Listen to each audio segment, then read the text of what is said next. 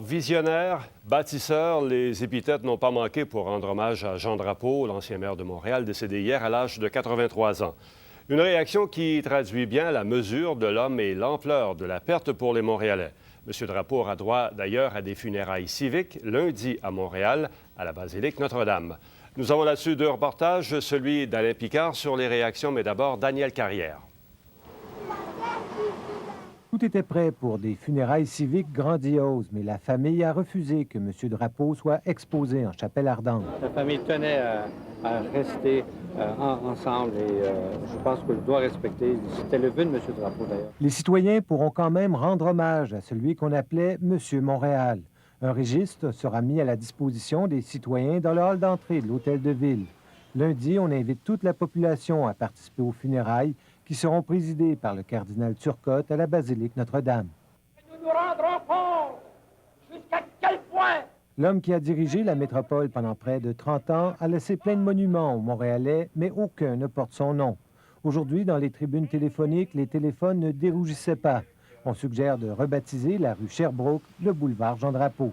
J'ai été étonné de la spontanéité des auditeurs qui, unanimement, en tout cas, on a passé 25, se disent oui, c'est une très belle idée. La rue Sherbrooke, c'est digne de son rang. Et puis, c'est une espèce de Champs-Élysées, ça serait extraordinaire.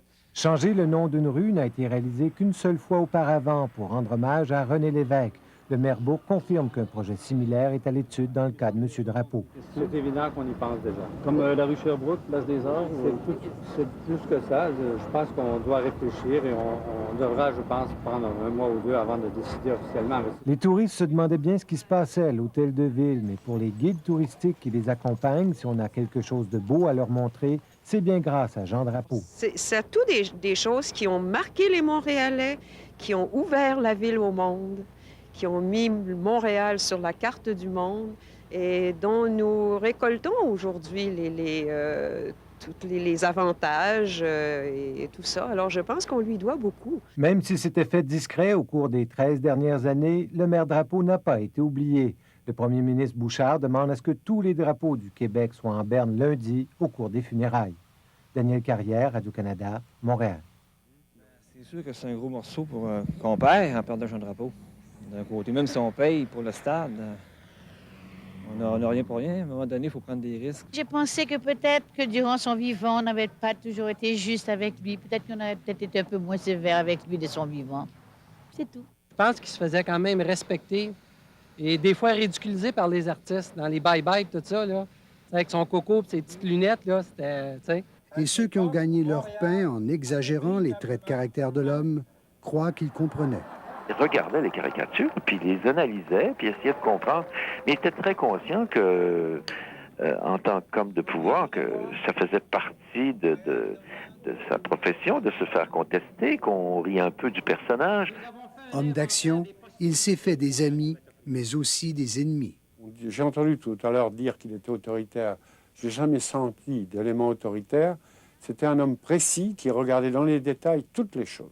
C'est souvent le trait caractéristique des régimes où il y a une très grande autorité puis une architecture qui est au service de ce pouvoir-là, plutôt que d'une architecture qui sert la collectivité dans son ensemble. Dans ce monde du politique, Jean Drapeau n'a pu laisser les acteurs avec qui il a travaillé indifférents.